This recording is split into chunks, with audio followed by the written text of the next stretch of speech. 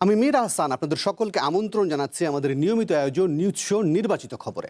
আজ দিনভর যে প্রধান খবর আলোচনার খোরাক জুগিয়েছে, যে খবরগুলো ভীষণ রকম জনগুরুত্বপূর্ণ, তেমন কিছু নির্বাচিত খবর আর খবরের নির্মোহ বিশ্লেষণ নিয়ে আমাদের এই আয়োজন। আর আজ আলোচনার জন্য পুরো সময় জুড়ে আমাদের সাথে স্টুডিওতে আছেন চ্যানেল এস এর বার্তা পরিচালক জনাব রেজওয়ানুল হক। মিস্টার হক, আপনাকে স্বাগত জানাচ্ছি আমাদের নির্বাচিত খবরে। এছাড়াও আশা করছি কিছুক্ষণের মধ্যে আমাদের সাথে আরেকজন অতিথি আছেন, তিনি যোগ দিয়েছেন, ইতিমধ্যে তিনি আমাদের সাথে যোগও দিয়েছেন, ডক্টর রুশদ ফরিদি।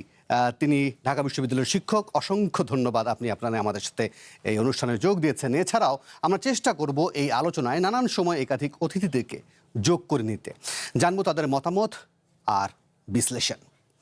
এক তরুণীর সঙ্গে সাতক্ষীরা ৪ আসনের জামায়াতের এমপি গাজী নজরুল ইসলামের অন্তরঙ্গ ভিডিও নিয়ে সামাজিক যোগাযোগ মাধ্যমে চলছে তোলপাড়। প্রথমে এই ভিডিওকে এআই দিয়ে বানানো দাবি করা হলেও পরে ভিডিওটির সত্য বলে প্রমাণিত হয়। ওই তরুণীকে জামায়াত এমপি নিজের দ্বিতীয় স্ত্রী দাবি করলেও এই নিয়ে পাওয়া যাচ্ছে পরস্পর বিরোধী নানান তথ্য। জামায়াত বলছে ঘটনা সত্য হলে অভিযুক্ত এমপির বিরুদ্ধে তারা সাংগঠনিক ব্যবস্থা নেবেন। আর জামায়াত এমপির দাবি কতিপয় অসাধু ব্যক্তি রাজনৈতিক হিংসা, ব্যক্তি স্বার্থ আর লাখ টাকা আদায় করতে ভিডিওটিকে বিবাহ বহির্ভূত সম্পর্কের ঘটনা হিসেবে প্রচার করছে, যে ঘটনায় তার দ্বিতীয় স্ত্রীর মামাও জড়িত। কিন্তু প্রশ্ন হলো, বর্তমান রাজনৈতিক প্রেক্ষাপটে জামায়াতের একজন এমপিকে তার বৈধ দ্বিতীয় স্ত্রীর মামা বা তার লোকজন জিম্মি করে টাকা আদায় করবে, এমন দাবি কতটা যৌক্তিক? আর এ বিষয়ে কি করবে জামায়াত? সহজ করে বুঝতে চাই। এছাড়াও মন্ত্রিসভা কিংবা উপদেষ্টা পরিষদে পরিবর্তন আর ভারতের রাজনীতি উত্তাল করা ককরোচ জনতা পার্টির বিক্ষোভের প্রসঙ্গটিও আনতে চাই আলোচনার টেবিলে। তবে চলুন শুরুতেই জামায়াতের এমপির প্রতিবেদনটি দেখে আসা যাক।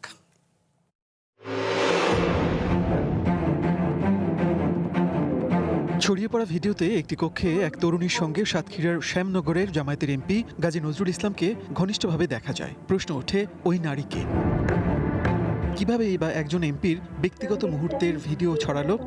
শুরুতে জামায়াত সমর্থকরা ভিডিওটিকে ভুয়া বলে দাবি করেন। তারা যুক্তি দেখান সম্মানহানির জন্য এআই দিয়ে এটি তৈরি করা হয়েছে। পরে আবার বলা হয় ভিডিওতে দেখা ওই ব্যক্তি নজরুল ইসলামই না। তবে আগের সব প্রচারণায় পানি ঢেলে দেন নজরুল ইসলাম নিজেই। মঙ্গলবার ফেসবুকে দেয়া এক পোস্টে ওই ভিডিওর ব্যাখ্যা দেন জামায়াতের এমপি। তিনি দাবি করেন ছড়িয়ে পড়া ভিডিওর ওই তরুণী তাঁর দ্বিতীয় স্ত্রী, নাম মরিয়ম বেগম। গত 17 জুন প্রথম স্ত্রীর সম্মতিতে পারিবারিকভাবেই নাকি তাদের বিয়ে হয়েছে। ফেসবুক পোস্টে তিনি আরও লেখেন, গত 13 জুলাই তিনি তার প্রথম স্ত্রী মাকসুদা বেগম এবং দ্বিতীয় স্ত্রী মরিয়ম বেগমকে নিয়ে রাজধানীর মগবাজারে যান, যেখানে তার দ্বিতীয় স্ত্রীর বাবা মোহাম্মদ মাসুম বিল্লার ব্যবসায়িক অফিস। সেখানে তারা সোয়া 1 ঘন্টার মতো অবস্থান করেন। মাসুম বিল্লার অফিসে অবস্থানকালে তার গাড়ি চালক ও দ্বিতীয় স্ত্রীর মামা ওবায়দুল্লাহ গাড়ি দেখার কথা বলে বাইরে যান। পরে তিনি 5-7 জন অপরিচিত ব্যক্তিকে নিয়ে তাদের কক্ষে ঢোকেন এবং তাদের জিম্মি করে 1 লাখ টাকা আদায় করেন। জামায়াতের এমপি দাবি করেন পূর্ব শত্রুতা ও পারিবারিক বিরোধের জেরেই গাড়ি চালক ওবায়দুল্লাহ স্বামী স্ত্রীর ঘনিষ্ঠ মুহূর্তের ভিডিও ধারণ করে ফেসবুক সহ বিভিন্ন সামাজিক মাধ্যমে ছড়িয়ে দেয়। ভিডিওটিকে বিবাহ বহির্ভূত সম্পর্কের ঘটনা হিসেবে প্রচার করার বিষয়টি মিথ্যা, ভিত্তিহীন বলে দাবি করেন জামায়াতের এমপি। তার দ্বিতীয় স্ত্রী দাবি করা মাত্র 18 বছর বয়সী মেয়েটিও ফেসবুকে ভিডিও দিয়ে দাবি করেন নজরুল ইসলাম তার স্বামী। কিন্তু এরপরই আসে আরেকটি ভিডিও, যেখানে দেখা যায় হোটেলে তাদের আটকিয়ে জেরা করছেন কয়েকজন। আর সেখানে মেয়েটিকে একবারের জন্য নজরুল ইসলাম তার স্ত্রী বলে দাবি করেননি, বরং তিনি বারবার তার ভুল স্বীকার করে ক্ষমা চাচ্ছিলেন।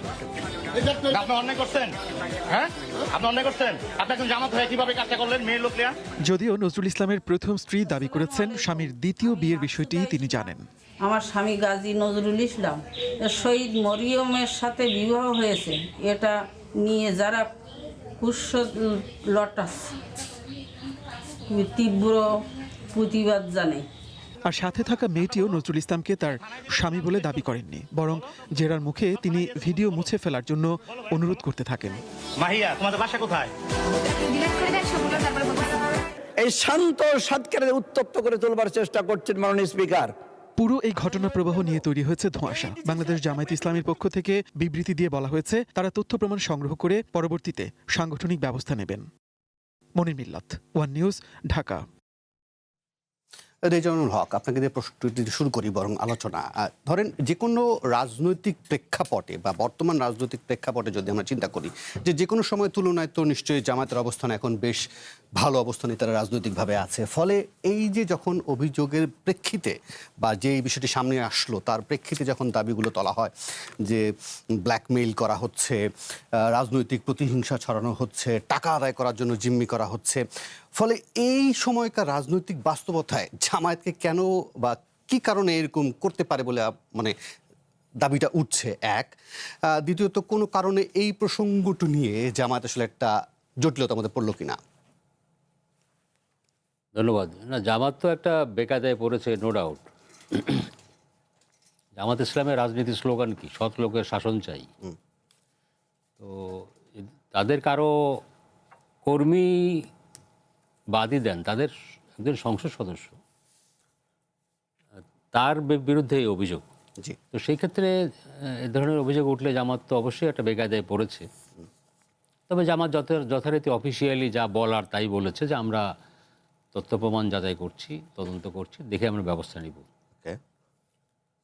আপনি তার আগে যেটা বললেন যে মিস্টার নজরুল ইসলাম যে অফিসিয়ালি তার ফেসবুকে স্ট্যাটাস দিয়ে তিনি যে ক্লেমটা করেছেন যে তাকে ব্ল্যাকমেল করে তার দ্বিতীয় স্ত্রীর মামা মামা তার ড্রাইভার। তার কাছ থেকে টাকা আদায় করেছে ইত্যাদি ইত্যাদি, এটা আমি এই স্টেটমেন্টটা প্রথম আমি দেখি এবং দেখে আমার কাছে একই প্রশ্ন আমার মনেও জেগেছে যে জামাত ইসলামী এখন বাংলাদেশের অতীতের যে কোনো সময়ের চাইতে এখন অনেক বেশি স্ট্রং, এবং জামাত ইসলামী এখন বাংলাদেশের সংসদে প্রধান বিরোধী দল। তাদের একজন এমপিকে কেউ ব্ল্যাকমেল করবে, টাকা আদায় করবে এভাবে, এটা তো বিশ্বাসযোগ্য না। তাহলে এখন আরও অনেক ঘটনা জানার পরে বোঝা যাচ্ছে কেন ব্ল্যাকমেল হয়েছে বা কেন টাকা আদায়টা করেছে। প্রথম যে ভিডিওটা আমরা দেখলাম, তারা দুইজন একটা রুমের মধ্যে, পরবর্তীকালে কিন্তু আমরা আরও দুটো ভিডিও দেখেছি এবং সেই ভিডিওতে দেখা যাচ্ছে যে কিছু লোক তাদেরকে একটি হোটেলে পেয়েছে এবং তাদেরকে আটক করেছে এবং নানা প্রশ্ন করছে। মিস্টার ইসলাম কিন্তু অফিসিয়ালি যেটা বলেছেন যে এই মেয়েটা তার দ্বিতীয় স্ত্রী এবং প্রথম স্ত্রীর কনসেন্ট নিয়ে বিয়েটা হয়েছে। কিন্তু যখন তারা হোটেলের রুমে অন্য লোকরা যখন তাকে আটক করেছে তখন কিন্তু তিনি কখনোই কোনো, যেটা আপনাদের স্টোরিতে দেখলাম, তিনি কিন্তু বলেন না যে সে আমার ওয়াইফ। পরে এসে সামনে এলো, পরে আসছে জিনিসটা। মানে পুরো বিষয়টাই তারা একটা ধামাচাপা দেওয়ার বা একটা জায়েজ করার চেষ্টা করেছেন। নাও এটা এখন সব মিলিয়ে যেটা পরিষ্কার যে এটা তার ওয়াইফ না। কেউ ফেসবুকে বলছে যে ভাগ্য ভালো যে না, এরকম ঘটনা ঘটলে কোনো মেয়ের ভাগ্য পরিবর্তন হয়ে যায়। হয়তো তার বান্ধবী ছিল বা তার পছন্দের কেউ ছিলেন, ধরা পড়ার পরে এখন তিনি স্ত্রীর মর্যাদা পেয়েছেন। তো এটাও খারাপ না, এরকম ট্রল কিন্তু অনেকে করছেন। আবার এই বিষয়টা সামনে আসছে যে কোনো সোশ্যাল মিডিয়াতে এবং কোনো গণমাধ্যমগুলোতে এই যে তরুণীর প্রসঙ্গটি সামনে এলো বা সামনে আসছে, যাকে নজরুল ইসলাম তার দ্বিতীয় স্ত্রীর কথা বলছেন, তার একটি জীবন বৃত্তান্ত পাওয়া যাচ্ছে, যেখানে আবার এই সংসদ সদস্যরই সবুজ কলমে জোর সুপারিশ করছি কোনো একটি চাকরি বা কোনো একটি প্রসঙ্গে গিয়ে, সেখানেও এই বিষয়টি সামনে আসছে। ফলে আবার তিনি একটা লম্বা সময়ের আগে অতীতেও সংসদ সদস্যও ছিলেন। ফলে অন্যান্য সময়ে যে ধরেন অন্যান্য রাজনীতিবিদদের যে ধরনের লেনদেন এক ধরনের এইসব স্পর্শকাতর ইস্যুতে সামনে আসে, ইভেন আপনি যদি একটু অতীতের কথাও চিন্তা করেন, মুরাদ হাসানের কথাও যদি চিন্তা করেন, যখন সামনে এসেছিল তখন জামায়াতের এই প্রসঙ্গগুলোতে বেশ দাবি করা হয় যে না, তাদের এক ধরনের স্বচ্ছ ভাবমূর্তি সামনে আনার কথা বলা হয়। আবার তারা মানে রাজনীতির ক্ষেত্রে নারীদেরকে অধিকার বা সম্মান সেই বিষয়গুলোতে সামনে নিয়ে আসেন। ফলে পাবলিক পারসেপশন, জন উপলব্ধিতে একটা ধাক্কা খায় কিনা? অবশ্যই খায়। এই গাজী নজরুল ইসলামের এর আগের বিভিন্ন লেকচার আমি ভিডিওতে আজকে অনেকে পোস্ট করেছেন ফেসবুকে। তিনি নারীদেরকে কীভাবে চলা উচিত, কীভাবে তাদের বিহেভ করা উচিত, এই সমস্ত নানান বয়ান দিচ্ছিলেন। ইভেন ইলেকশনের আগে তার এলাকায় ক্যাম্পেইনের সময় দেখলাম যে পর্দা দিয়ে এক পাশে নারীরা আর এক পাশে পুরুষরা, মেয়েদেরকে দেখা যাচ্ছে না, এরকম একটা ভাবমূর্তি তারা তৈরি করেছিলেন। আর আজকে আমরা তো তার নতুন চিত্র দেখলাম, নতুন ছবি দেখলাম। এটা আমার কাছে সব মিলিয়ে কি মনে হয় জানেন, যে জামাত ইসলামের সবার কথা বলতে পারবো না, বাট এরকম দু একটা এক্সাম্পল যদি বলি তাতে তো মনে হয়, ইভেন দেখেন আমি আরেকটা ভিডিও দেখেছি, আপনারাও দেখেছেন হয়তো, একজন আমি জানি না উনি কোন এলাকার লোক, উনি জামাত ইসলামের একজন নেতা বা কর্মী, উনি গাড়ির মধ্যে বসে একটা ভিডিও দিচ্ছিলেন এবং উনি জায়েজ করার চেষ্টা করছিলেন যে আমাদের নবী রসুলের আগে জমানাতেও এই ধরনের ঘটনা ঘটতো, মানে কম বয়সী মেয়েদের বিয়ে করা ইত্যাদি, এবং তাহলে উনি কেন বিয়ে করলে সমস্যা কি? এবং উনি বলেছেন যে যারা আজকে ওনাকে নিয়ে প্রশ্ন তুলছে আল্লাহ তাআলা তাদেরকে বিচার করবেন, এবং তিনি নজরুল ইসলামের উদ্দেশ্যে বলেছেন যে আপনি আরও 4টা বিয়ে করেন। মানে অলরেডি তার পক্ষে তার দল বা দলের কর্মীরা অলরেডি তার পক্ষে ডিফেন্ড করা শুরু করেছেন। আমি জানি না এই দলটাকে কীভাবে কোন বিশেষণে বিশেষায়িত করব আমার মনে পড়ে না, কিন্তু আমার মনে হয় যে জামাত ইসলামী তো ইলেকশনের আগেও বিভিন্ন ঘরে ঘরে গিয়ে বেহেশতের টিকিট বিক্রি করেছে, এরকম অভিযোগ আমরা বিভিন্ন সময় শুনেছি। বিএনপি নিজেও বলেছে, ইভেন বিএনপির নেতা জনাব তারেক রহমান গত রাতেই বোধহয় তাদের যে অ্যালায়েন্সের সঙ্গে মিটিং করেছে, সেখানেও তিনি কিন্তু এই বিষয়টা আবার এনেছেন। এই দলটা আমার কাছে সবচেয়ে বেশি খারাপ লাগে কি, যারা ইসলামের কথা বলে, ধর্মের কথা বলে, সৎলোকের শাসনের কথা বলে, নারীদের আব্রুর কথা বলে, তাদের কারো নেতার বিরুদ্ধে, একজন সংসদ সদস্যের বিরুদ্ধে যখন এই অভিযোগ ওঠে, সঙ্গে সঙ্গে তো তাকে সাসপেন্ড করা উচিত, তারপরে তদন্ত করে বাকি সিদ্ধান্ত নেওয়া দরকার, দিবে তারা। সেটা কারণ দেখছি না, তারা সময় নিচ্ছেন, দেখি কি করা যায়। মানে এবং একটা লোকের কথা তো বললামই, তিনি ডিফেন্ড করার চেষ্টা করছেন যে এটা কোনো ব্যাপার না। আপনি যদি সব কিছু বাদ দেন, এই যে মির্জা নজরুল ইসলাম, ওনার বয়স কত? ৭৭ বছর। ৭৭ বছর। উনি যাকে দ্বিতীয় স্ত্রী হিসাবে ক্লেম করছেন, তার বয়স কত? 17 জুন যদি বিয়ে হয় তাহলে সেক্ষেত্রে দেখা যায় তার বয়স হচ্ছে 18 বছর 26 দিন। ৭৭ বছর বয়সী একজন লোক 18 বছর বয়সী কোনো মেয়েকে বিয়ে করতে পারে? এটা কি আমাদের সোসাইটি অ্যালাউ করে, বা এটাকে মেনে নেবে, বা এটা কি হওয়া উচিত? এটা কি আমাদের অবশ্য বিয়ের বয়স 18ই আছে, 16 নিয়ে আপনি আইন কানুনের দিক থেকে ধরেন ঠিক আছে, ওকে, আপনি তো একটা মানুষ, আপনি তো একটা সোসাইটিতে বসবাস করেন, আপনি তো একটা পরিবারের সঙ্গে চলেন, আপনি একটা সমাজে চলেন, এত ডিফারেন্স। ওনার তো আরেকটা বউ আছে, প্রথম আরেকটা স্ত্রী তো আছে। এত ডিফারেন্সের একটা লোক কি আরেকটা এরকম একটা ৭৭ বছর বয়সী, 78 বছর বয়সী, আর 18 বছর বেশি মেয়েকে বিয়ে করা কি ঠিক? মানে আপনি আইন কানুন বাদ দেন, আপনি যদি এটাকে কি বলবো, মানে একজন মানুষ হিসাবে আপনি কি এটা চিন্তা করতে পারেন? আমরা পারি না, দেশের বেশিরভাগ লোকে জানে না, জামাত ইসলামী পারে। তার মানে এই দলটা কেমন, এটা থেকে বোঝা যায়। ভবিষ্যৎ হোক নিরাপদ, বিনিয়োগ হোক বিশ্বস্ত, আর আমার পছন্দ সল্ট বে। ওয়েলকাম টু সল্ট বে।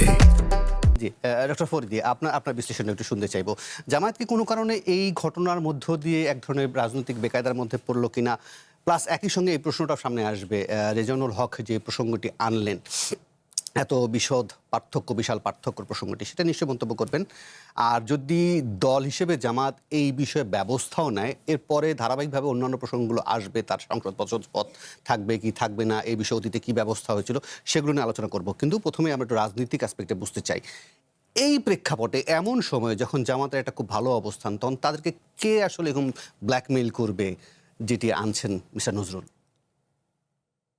আচ্ছা, সেটা অবশ্য আমি জানি না কে ব্ল্যাকমেল করবে। তো আমি একদম ওনার যে লাস্টের কথাটা যেটা আমি শুনছিলাম, যে উনি বলছিলেন যে, আপনি যেটা বলছিলেন যে 18 বয়স আর 77 বয়স, তাহলে আসলে আইডিয়াল গ্যাপটা কত হওয়া উচিত? মানে এটা 18 থেকে 77 বাদ দিলে কত হয়? 59-60 বছরের মতো ডিফারেন্স। তো 60 বছর জিনিসটা খারাপ দেখা যায়, কিন্তু তাহলে কি 50 হলে ঠিক আছে, বা 40? তো আমাদের আসলে দিনের শেষে আইনে যেটা অ্যালাউ করে ওটাকে মেনে নিতে হবে। মানে এটা আপনার কাছে খারাপ লাগতে পারে, আরেকজনের কাছে নাও লাগতে পারে। তো এই জন্য আমরা যদি একটু বিচারটা আইনের চোখে করি, তাহলে সবার জন্য সমান থাকে আর কি, আমার কাছে মনে হয় আর কি, তাহলে সুবিধা হয় সমাজ বা দেশ চালাতে আর কি। আর প্রথমে কথা বলি যে আমার খুবই অস্বস্তি লাগতেছিল যখন এই বিগ স্ক্রিনে আমি এরকম একটা ব্যক্তিগত ভিডিও দেখছিলাম। আমাদের মনে হয় যে সমাজে একটা ক্রিমিনাল অফেন্সকে নর্মালাইজ করে ফেলা হয়েছে, সেটা হলো ব্যক্তিগত বিষয়কে জনসম্মুখে ফাঁস করে দেওয়াটা। এটাকে আমাদের একটা নর্মালাইজ করে ফেলা হয়েছে, যেটা আমার মনে হয় যে আমরা যে আসলে একটা অসভ্য বর্বর সোসাইটি, তো এটার একটা মনে হয় আমরা যে এখনো সভ্য হতে পারিনি, এটার একটা মনে হয় একটা নিদর্শন। কারণ দেখেন, একটা দুইটা অ্যাডাল্ট মানুষ তাদের পারস্পরিক সম্মতিতে একটা চার দেওয়ালের মধ্যে কি করছে, that's none of our business, কারণ এটা হওয়ার কথা না। এবার আপনি নিজে চিন্তা করেন যে আপনি দ্বিতীয় তৃতীয় না চতুর্থ বা আপনার মেয়ে বন্ধুর সাথে চার দেওয়ালের মধ্যে কি করছেন, এটা যদি কোনো দেশের আইন ভঙ্গ না করে, এটা এরকম করে ফাঁস করে দেওয়াটা তো অপরাধ। তো একটা সভ্য সমাজে প্রথমে কথা উঠতো যে এটা আসলে কে ফাঁস করেছে। ওকে ওকে ওকে প্রাইভেসি লঙ্ঘনের কথা আপনি বলছেন, যেটা জামাত প্রশ্নটা তুলেছে যে তো privacy এটা লঙ্ঘন করলো, কিন্তু অনৈতিক আচরণ যেটা সোশ্যাল ডিস্টারবেন্সের কথা কেউ কেউ বলে, কিন্তু জনপরিসরে যখন আপনি একজন জনপ্রতিনিধি তখন তো নিশ্চয়ই আপনাকে জবাব দিতে জনপরিসরে যদি এই বিষয়টা আসে, তাহলে অনেক সভ্য সমাজেও এটা নিয়ে প্রশ্ন ওঠে। এবং ধরেন আজকে যদি এমনকি ধরেন বিল ক্লিন্টনের কেলেঙ্কারি বা অন্যান্য মনিকা লিন্সকি ইউকের একজন প্রধানমন্ত্রী নামেও মানে জনপ্রতিনিধির নামে যখন আসে, তখন জিনিসটা সিরিয়াস। জিনিসটা অবশ্যই সেটা আমাদেরকে আমলে নিতে হবে, কিন্তু একই সাথে সেই প্রশ্নটা মাথায় রাখতে হবে যে এই বিষয়গুলাই অডিও ভিডিও ফাঁস করাটাও কিন্তু একটা অপরাধ। এটাকে আমরা অপরাধ হিসেবে এখন দেখি না, কিন্তু এটাকেও আমরা অপরাধ হিসেবে দেখি। কোনটা বড় অপরাধ? তিনি যেটা করলেন সেটা অপরাধ? আমি এটাতে আসতেছি। এখন বড় বা ছোট অপরাধ, এটা তো আসলে আপনার আমি বা আপনি জাজ করতে পারবো না, এটা এগেন আমরা আইনের চোখে দেখতে হবে আর কি। তো যেটা আমি বলছিলাম যে আমার জামাতের বিষয়টা যেটা আমার কাছে অদ্ভুত লাগে, সেটা হলো যে জামাত যে অপরাধটা করে সেটা যেন হালাল অপরাধ হয়ে যায়, আর ওই একই অপরাধ যদি অন্য কেউ করে তার চেয়ে 10 গুণের 1 ভাগ করলেও তখন কিন্তু সেটাকে একদম ছিঁড়ে খুঁড়ে ফেলা হয় আর কি। তো তাদের এই যে ভণ্ডামিটা, এটা আসলে একটা ধর্ম অবলম্বন করে, বা আমি বলবো ধর্মকে বিক্রি করে ওনারা যেই রাজনীতিটা করেন, সেই রাজনীতিটাই আসলে যে একটা আদর্শহীন এবং ধর্ম থেকে বিচ্ছিন্ন রাজনীতি, এগুলোতেই বোঝা যায়। তো আপনারা যদি আসলেই জামাতরা যদি আসলে আদর্শের পথে থাকতো, ধর্মের পথে থাকতো, তাহলে আমার ধারণা তাদের আমি জানি না এখন ওনারা বিবাহিত ছিলেন কিনা, আমি এই বিষয়গুলো আমি জানি না। বিবাহিত ছিলেন, বিবাহিত থাকলে ধর্মের দিক থেকে এক ব্যাখ্যা, না থাকলে অন্য পাপ, অনেক ব্যাপার স্যাপার আছে আর কি। তো সে যাই হোক, ওনারা প্রথমে দাবি করলেন ওনাদের যে মানে ভণ্ডামি বা অসততা, সেটা তো প্রথমে তারা দাবি করলেন এআই হয়েছে, পরে বললেন দ্বিতীয় বিয়ে। তো তার মানে কি, যখন দেখছে আর কোনো উপায় নেই তখন স্বীকার করতে বাধ্য হচ্ছে। তো এগুলো তো এক ধরনের অসততা। তো সমস্যাটা হলো কি, জামাত এটা অন্য কোনো পলিটিক্যাল পার্টি থেকে জামাতের পার্থক্যটা জামাত সবসময় মনে রাখে কিনা জানি না, তারা ধর্মের কথা বলে।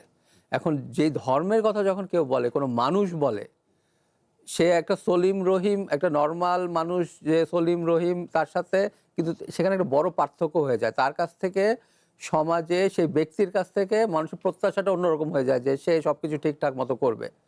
আমি যদি ধর্ম পালন না করি, আমার কাছে কিন্তু এক্সপেকটেশন নাই, কিন্তু রেজওয়ান ভাই যদি ধর্ম পালন করে তাহলে বলছে না, ওনাকে তো ঠিক থাকতে হবে, উনি আমার তো অন্যদের উপদেশ দেয়। একই জিনিস প্রযোজ্য হচ্ছে জামাতের ক্ষেত্রে। জামাতের প্রত্যেকটা নেতা, প্রত্যেকটা উপনেতা, কর্মী বলেন, তারা যেই ধরনের অনলাইনে অফলাইনে মানুষকে যেভাবে ধর্মের পথে নসিহত করে এবং যেভাবে শিক্ষা দেয়, তাদের সামান্য ত্রুটি বিচ্যুতি তো সাধারণ মানুষ ক্ষমার চোখে দেখবে না। তো কিন্তু তার চেয়ে বড় খারাপ লাগে যেটা, যে তাদের মধ্যে সেন্স অফ জাস্টিসও নাই।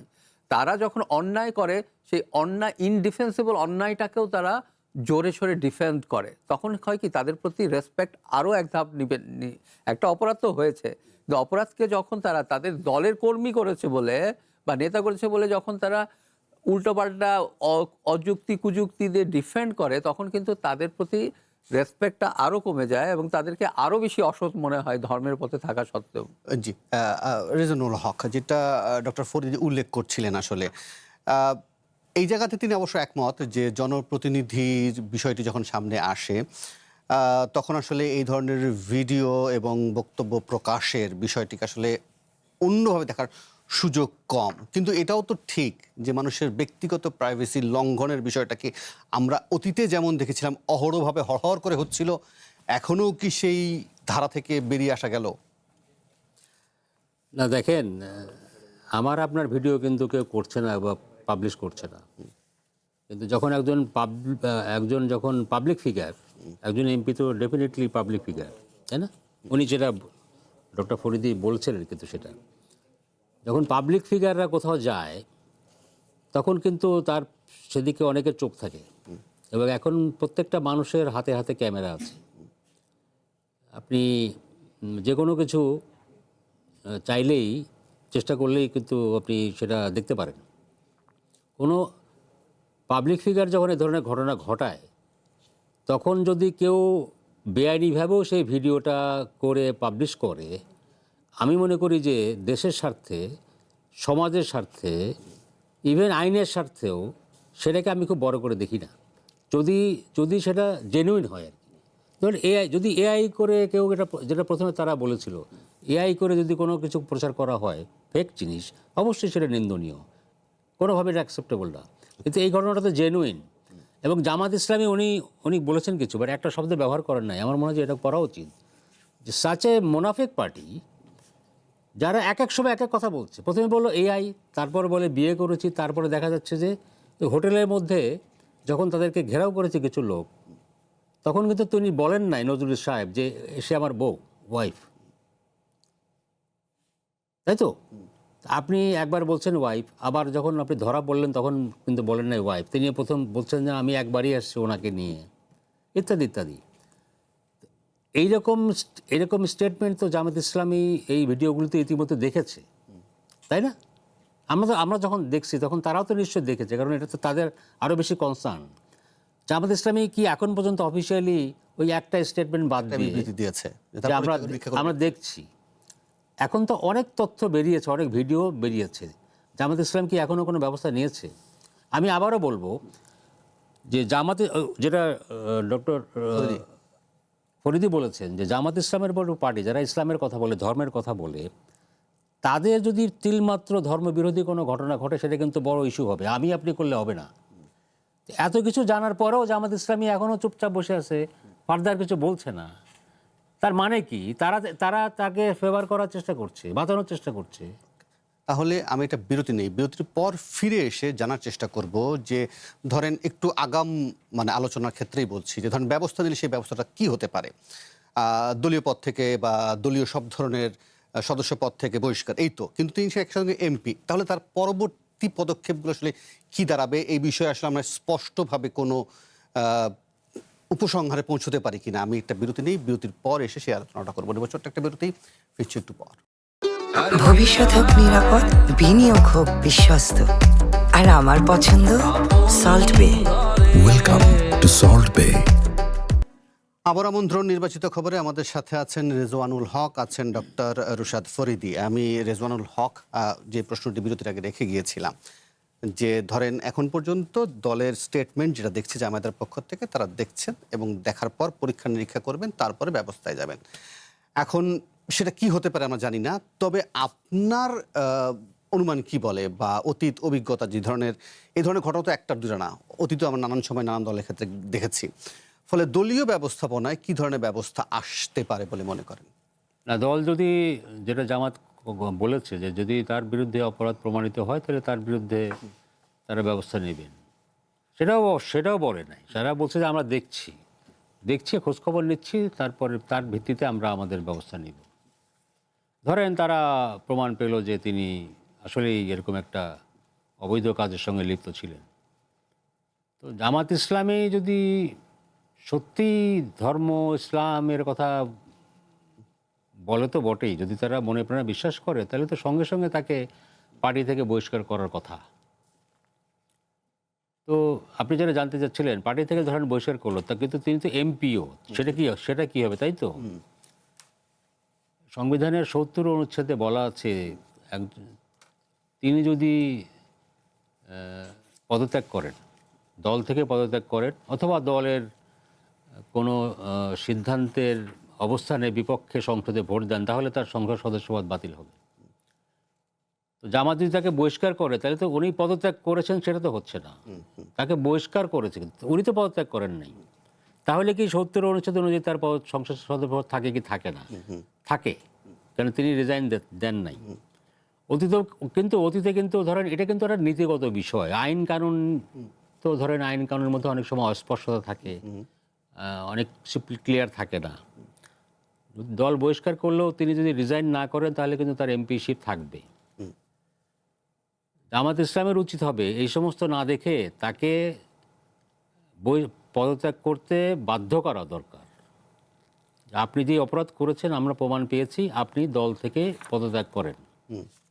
সঙ্গে সঙ্গে অ্যাজ ওয়েল অ্যাজ তারা তাকে বহিষ্কারও করবে এবং তার সঙ্গে মানে প্রাইমারি মেম্বারশিপও তার বাতিল করতে হবে। কিন্তু তাকে যদি একেবারে সংসদ সদস্য পদ থেকেও যদি খারিজ করতে হয় বা সরিয়ে দিতে হয়, তাহলে লতিফ সিদ্দিকীর ক্ষেত্রে যে ঘটনাটা ঘটেছিল সেই পথেই মনে হাঁটার কথা।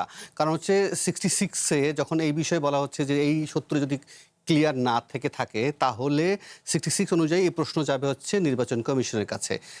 লতিফ সিদ্দিকের ক্ষেত্রে যেটা দেখেছিলাম আমরা, সেখানে হচ্ছে তখন সৈয়দ আশরাফ দলটি সাধারণ সম্পাদক, তিনি চিঠি লিখেছিলেন যে আসলে রাজনৈতিক দলের যে নিবন্ধন আইন আছে সেখানে বলা হচ্ছে যে দল কর্তৃক মনোনীত বা স্বতন্ত্র প্রতিদ্বন্দ্বিতাকারী ব্যক্তি অর্থাৎ রাজনৈতিক দলের মনোনীত প্রার্থী স্বতন্ত্র প্রার্থী হওয়ার নির্বাচনের আগে বা পরে কোনো সুযোগ নেই, অর্থাৎ দল থেকে বহিষ্কার হওয়া মানে তিনি দলের কেউই নন।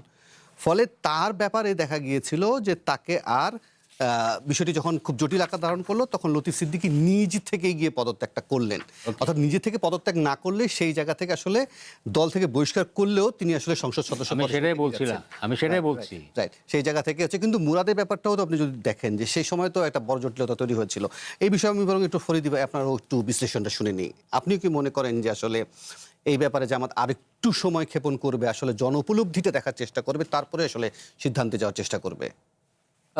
দেখেন মানে যখন এই নিউজটা আসা শুরু করলো তখন কিন্তু জামাত থেকে সেরকম কোনো নিন্দা মানে বা কোনো এই বিষয়টা নিয়ে ওনাকে অভিযুক্ত করা এই ধরনের কিছু কিন্তু ছিল না। তারা বিভিন্নভাবে বিভিন্ন যুক্তি দেখিয়ে ধর্মের কথা বলে বা ধর্ম দিয়েই সেটাকে বিভিন্নভাবে জাস্টিফাই করে করছে। তো আমার ধারণা যে আমি মনে করি, আমার গাট ফিলিং বলে যে এটা নিয়ে জামাত ইসলামী টপ কমান্ড দেখবে পাবলিক রিয়াকশনটা কি। এবং আমরা তো জানি যে কালকে যদি আরেকটা বড় ইস্যু আসে এটা ধামা চাপা পড়ে যাবে। তো তারা আর না আসলেও এটা কয়দিন পরে, এটা এমনি মানুষের অ্যাটেনশন স্প্যান খুব কম এখন, তো সেক্ষেত্রে দেখা যাবে বড় যে 3-4 দিন তারপরে জিনিসটা হালকা হয়ে আসছে আর কি।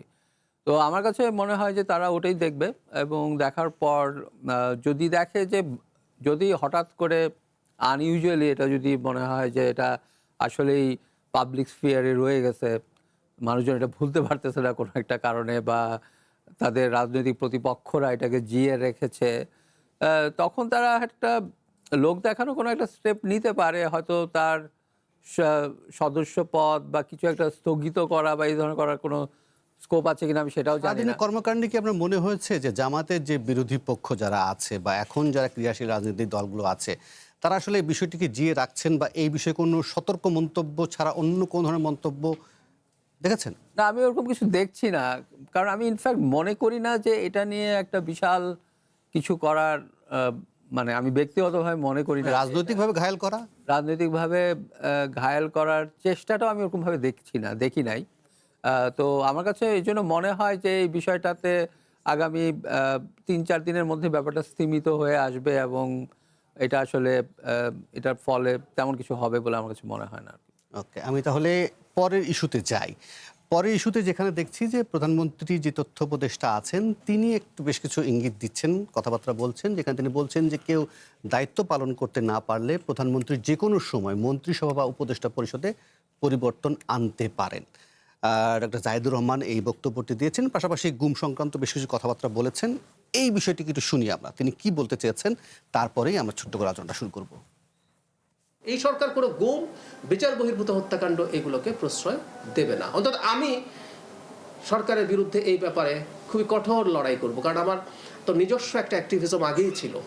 একটা রাষ্ট্র কাউকে যদি গুম করে, কাউকে যদি বিচার বহির্ভূতভাবে হত্যা করে, সে আর রাষ্ট্র থাকে না, সে মাস্তানে পরিণত হয়।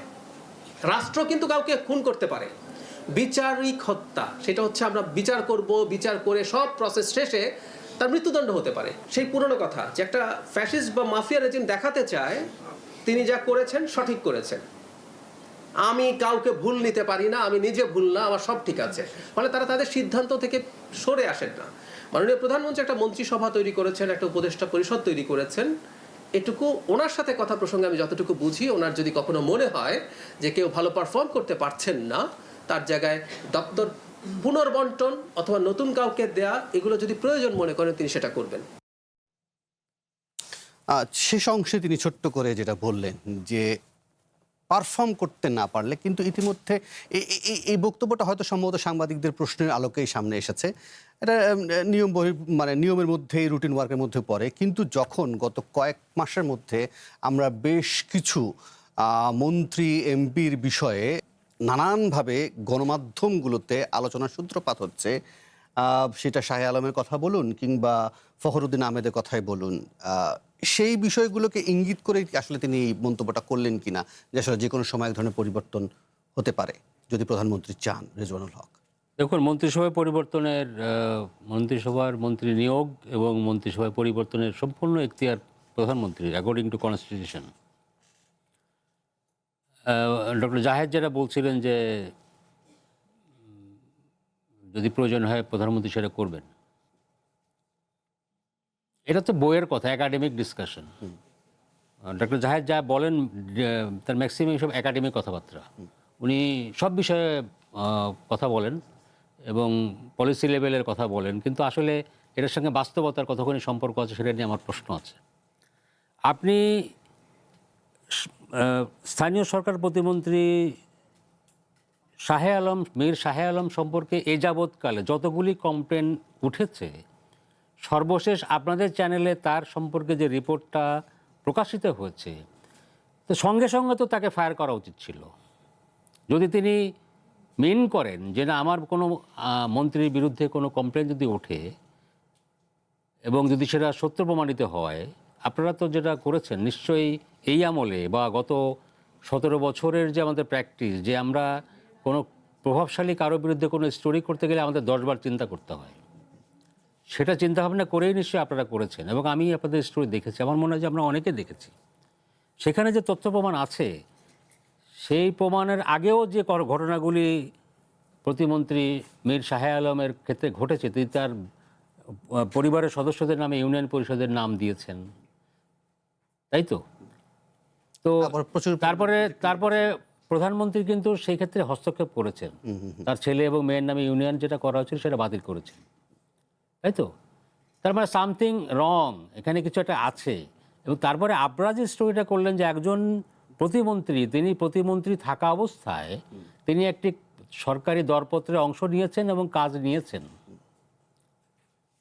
এবং যে কয়েকটা কাজ তিনি এবং তার পরিবারের সদস্যদের কোম্পানি নিয়েছে, তার মধ্যে বেশ কয়েকটি ছিল একটাই মাত্র টেন্ডার জমা পড়েছে সেখানে। একটা টেন্ডারে কি কেউ কাজ পায় কখনো? এটি নিয়ম আছে? নাই। একটা টেন্ডার পড়লে তো হবে না, আপনাকে আবার রিটেন্ডার করতে হবে।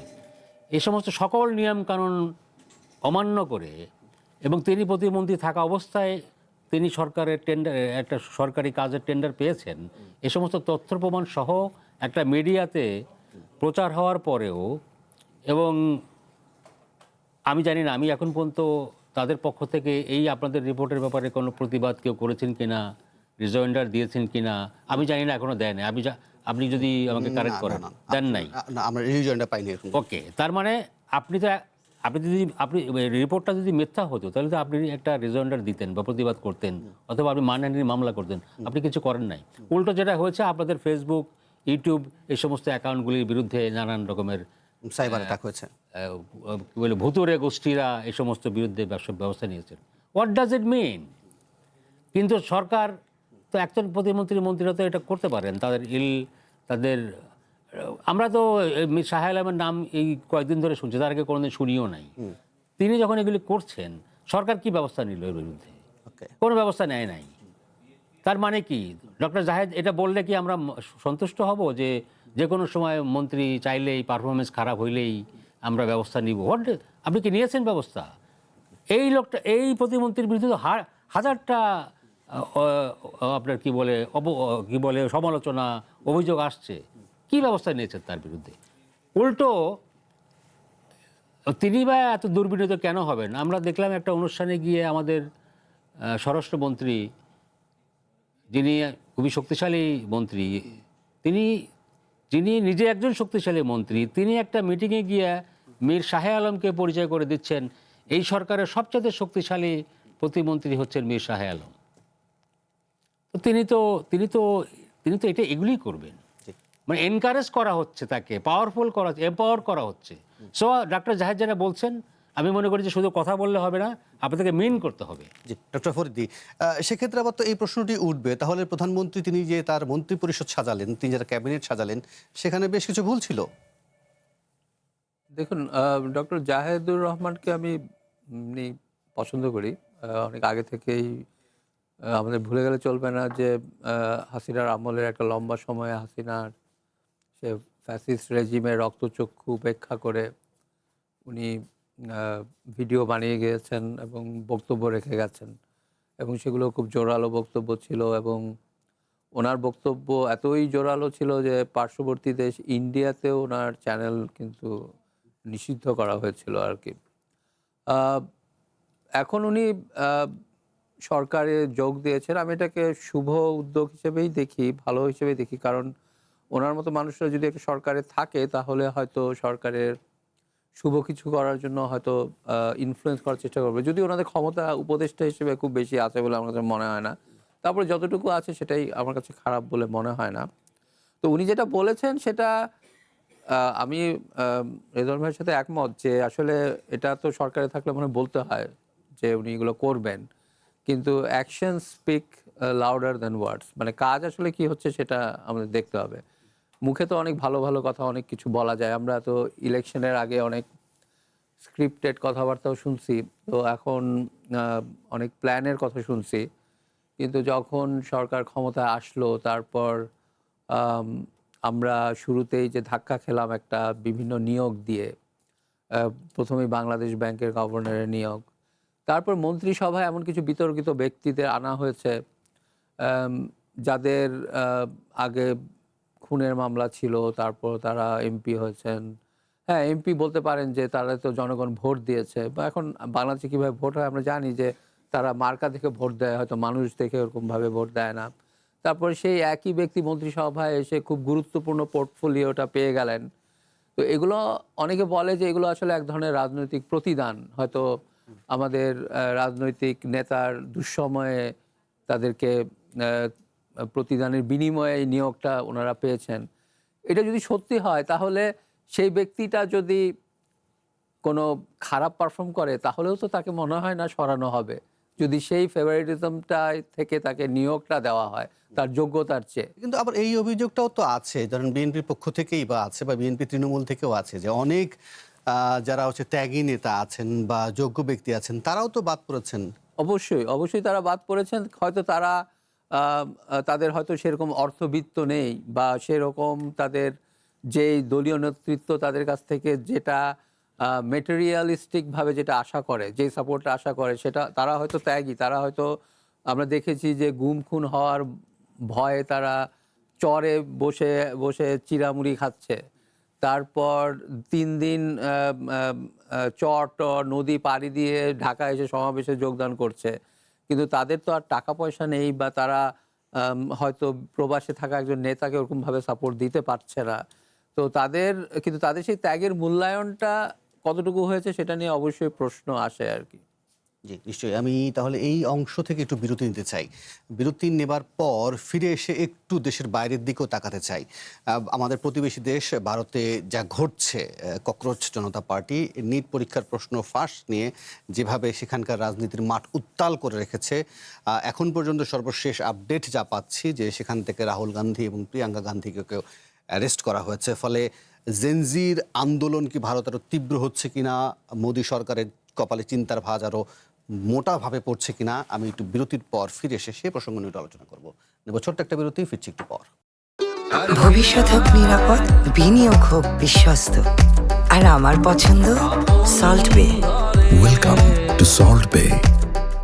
আবার আমন্ত্রণ নির্বাচিত খবরে আমাদের সাথে আছেন রেজওয়ানুল হক, আছেন ডক্টর রশাদ ফরিদি। আমরা পরের ইস্যুটিতে যেতে চাই, একটু দেশের বাইরের দিকটা তাকাতে চাই। ককরোচ জনতা পার্টি বা সিজেপির বিক্ষোভে ভারত উত্তাল হয়ে আছে সেখানকার রাজনীতি। আমরা বরং সেই প্রতিবেদনটা দেখি, তারপর আলোচনাটা করে নিই। প্রতিবেদন।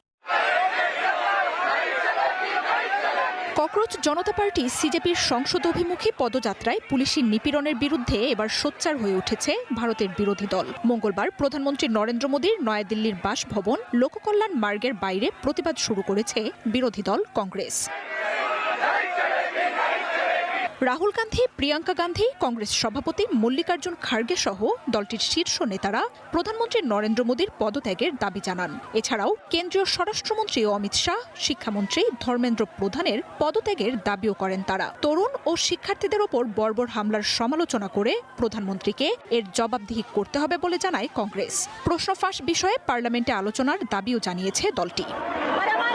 এদিকে উচ্চ নিরাপত্তা এলাকায় কংগ্রেসকে বিক্ষোভ থেকে সরে যাওয়ার আহ্বান জানিয়ে মোদী সরকারের মন্ত্রী দেখা করলেও দাবি আদায় না হওয়ায় তা প্রত্যাখ্যান করে দলটি। বিক্ষোভে কংগ্রেসের আরও কর্মী সমর্থক যোগ দেবেন বলে ধারণা করা হচ্ছে। দলটির আকস্মিক কর্মসূচিতে অপ্রস্তুত হয়ে পড়া আইন শৃঙ্খলা বাহিনী পরে বিক্ষোভে ধরপাকড়ে নামে। দলটির বিরুদ্ধে প্রধানমন্ত্রীর নিরাপত্তা হুমকিতে ফেলার অভিযোগ আনছে বিজেপি। সিজেপির আন্দোলনের মধ্যেই রাজধানী নয়াদিল্লিমুখী বিক্ষোভ শুরু করেছে ভারতের কৃষকরাও। আমেরিকার সাথে সম্ভাব্য চুক্তিতে মোদী সরকারের বিরুদ্ধে কৃষকদের স্বার্থ বিসর্জন দেওয়ার অভিযোগ আনেন তারা। এর আগে সোমবার পার্লামেন্ট অভিমুখে ককরোচ জনতা পার্টির পদযাত্রায় লাঠিচার্জ ও টিয়ার গ্যাস ছোড়ে পুলিশ। শতাধিক আন্দোলনকারী এতে আহত হন। পদযাত্রা স্থগিত করলেও যন্তর মন্তরে আন্দোলন ও অনশন চালিয়ে যাওয়ার ঘোষণা দিয়েছে সিজেপি। এদিকে প্রথমবারের মতো নিট প্রশ্ন ফাঁস ইস্যুতে কথা বলেছেন প্রধানমন্ত্রী নরেন্দ্র মোদী। সিজেপির আন্দোলন নিয়ে সরাসরি মন্তব্য না করলেও প্রশ্ন ফাঁসকে মহাপাপ জানিয়ে তা দমনে প্রয়োজনীয় ব্যবস্থা গ্রহণের কথা বলেন তিনি। একই সাথে তরুণদের না উস্কাতে আহ্বানও জানান নরেন্দ্র মোদী। মার্জিয়া উপমা, ওয়ান ইন্টারন্যাশনাল ডেস্ক। ডক্টর ফরিদের কাছ থেকে বরং শুরু করি। ডক্টর ফরিদ, আপনি দেখছিলেন যে প্রতিবেদনের শেষে বলা হচ্ছে যে নরেন্দ্র মোদী ছাত্র শিক্ষক বা যারা আছেন তাদেরকে উস্কাতে না মানা করছেন। স্পষ্টত ইঙ্গিত হচ্ছে কংগ্রেসের দিকে বা অখিলেশ যাদব বা অন্যান্য যে সমাজবাদী পার্টি যারা আছেন তাদের দিকে ইঙ্গিত। কিন্তু প্রতিক্রিয়া তো আমরা দেখছি তীব্র।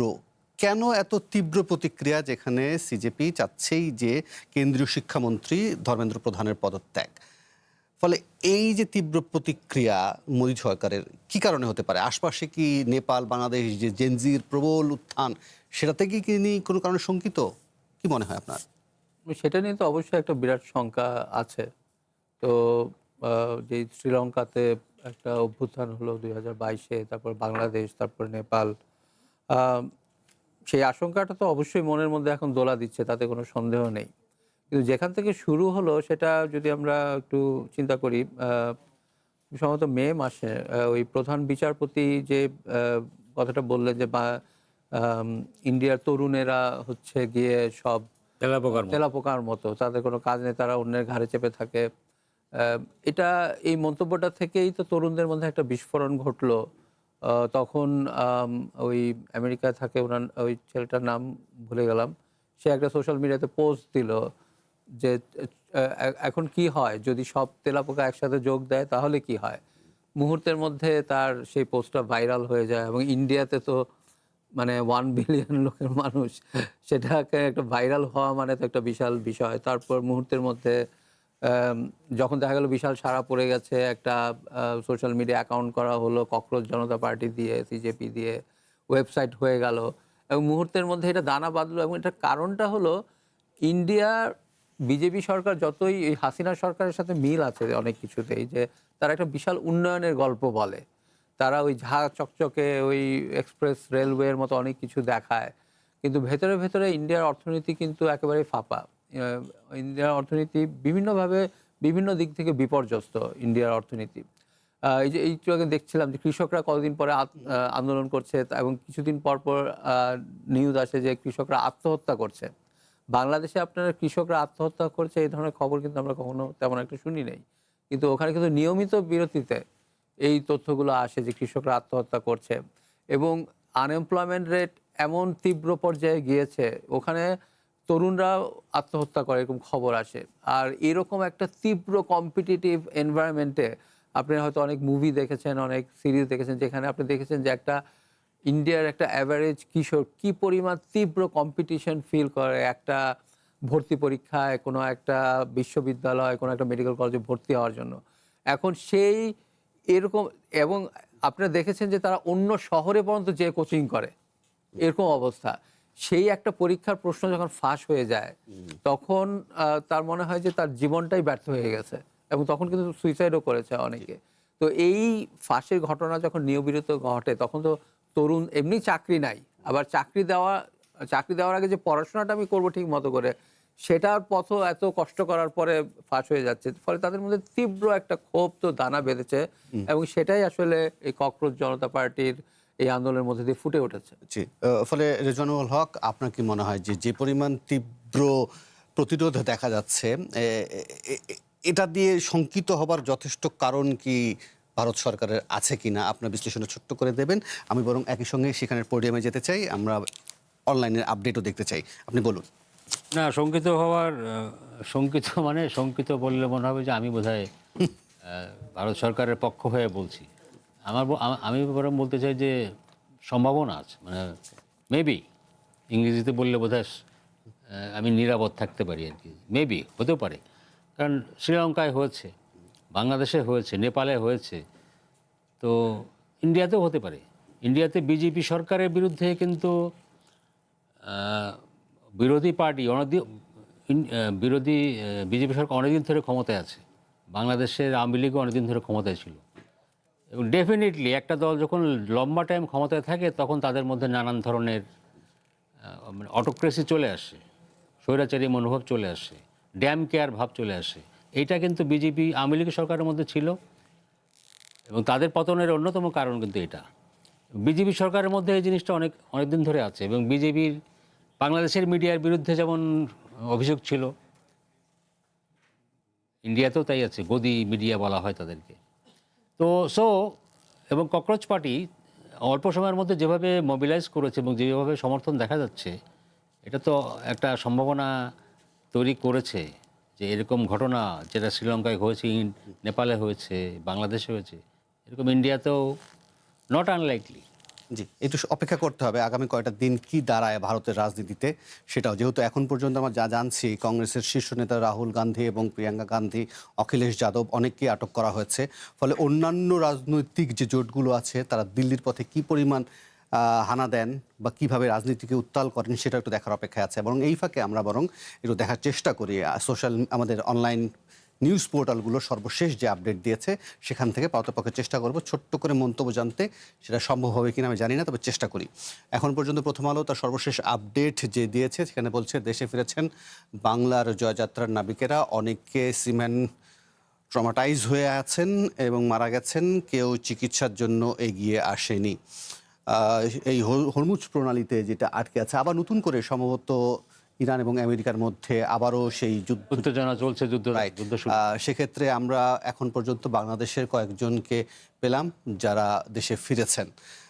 মোদির বাসভবনের সামনে থেকে রাহুল, প্রিয়াঙ্কা, অখিলেশ যাদবকে আটক করেছে। কিছুক্ষণ আমরা আগে আলোচনা করছিলাম জামায়াতের এমপির ব্যক্তিগত মুহূর্তের ভিডিও ভাইরাল, ফেসবুকে যে ব্যাখ্যা দিলেন সেটা নিয়ে আমরা আলোচনা করেছি। দম্ভের কারণেই কি ককরোচদের বুঝছে না মোদি সরকার?